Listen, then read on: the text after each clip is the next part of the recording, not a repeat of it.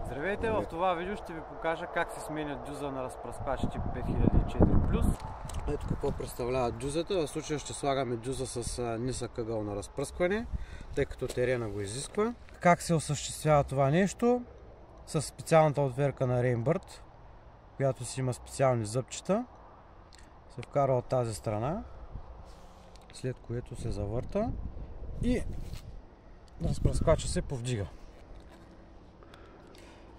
След което от предната страна има едно болче, което малко трудно се отселва. Трябва да се развърти.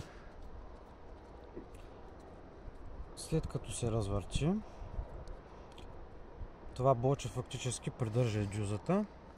Вадим фабричната дюза, която е тройка дюза с високо разпръскване, и поставяме тройка дюза с ниско разпръскване. Поставяме дюзата, след което завиваме винчето, за да може дюзичката да си е добре фиксирана. И това е цялата процедура по смяната на дюзата.